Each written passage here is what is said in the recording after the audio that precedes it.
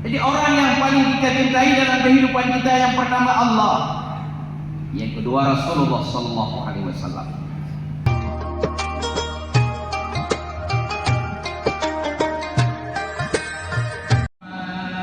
Sallallahu alaihi wasallam. Jadi salawat itu enggak mesti di masjid, di mana saja, di mana-mana, kecuali hanya tempat-tempat terlarang. Berkahi kehidupan kita dengan selawat. Yang kedua, amal yang jangan pernah kita tinggalkan, yaitu berdoa kepada Allah Subhanahu wa taala. Doa makhluk ibadah, kata Rasulullah. Doa itu adalah dasarnya ibadah seseorang adalah berdoa. Sehingga Nabi berpesan dalam sebuah hadis, "Ad-du'a'u sijnul mu'minin wal jannatu lil kafirin." Doa itu merupakan senjata bagi orang beriman. Yang namanya senjata, para hadirin, setiap nabi itu Allah Ta'ala berikan ada doa yang diistiajabakan oleh setiap nabi yang diberikan oleh Allah hak wewenang. Contoh, Nabi Allah Musa alaihissalam selama 40 tahun beliau berdoa kepada Allah Subhanahu wa taala. Ke-40 tahun baru Allah Ta'ala buktikan Fir'aun ditenggelamkan dalam Laut Merah. Nabi Allah Ibrahim alaihissalam itu juga berdoa biar Namrud hancur. Allah Ta'ala tetap menjabahkan doa setiap seorang nabi. Tapi ada satu nabi yang tidak pernah berdoa kehancuran bagi umatnya dan kepada siapapun, yaitu baginda Rasulullah sallallahu alaihi wasallam. Para hadirin, orang tua kami, para muhibbin sekalian yang dirahmati Allah Subhanahu wa taala. Rasa cinta Nabi Muhammad sallallahu alaihi wasallam, para hadirin, sangat memuncak. Sering Nabi kadang-kadang tidak pernah makan. Sering Nabi dalam keadaan lapar, hanya ingin menyelamatkan kita daripada kesesatan dunia. Hanya ingin menyelamatkan kita daripada murkanya Allah.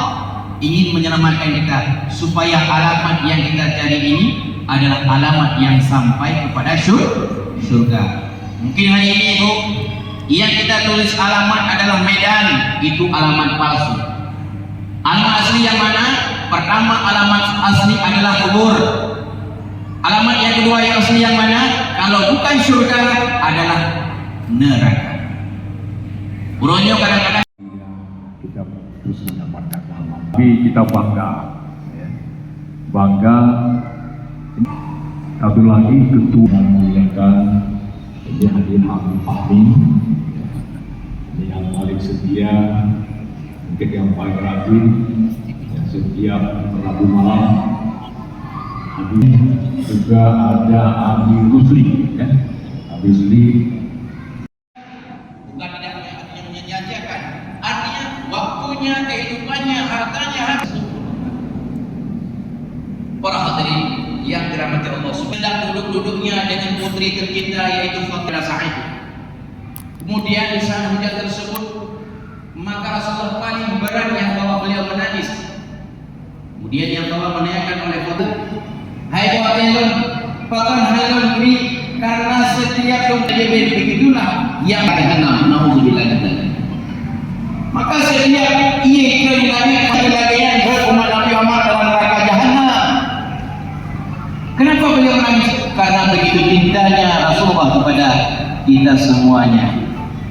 Para hadirin yang bila belum kita mencintai, hari Rasulullah menyampaikan sebuah hadis, "La yu'minu ahadukum hatta yakuna Allah wa rasuluhu ahabbu ilaihi wa mal."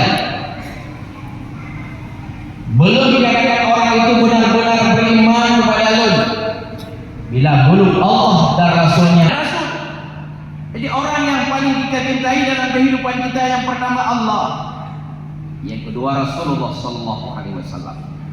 Kenapa demikian? Karena cinta kita kepada Allah, Allah akan memberikan kepada kita pertolongan dikala kita susah.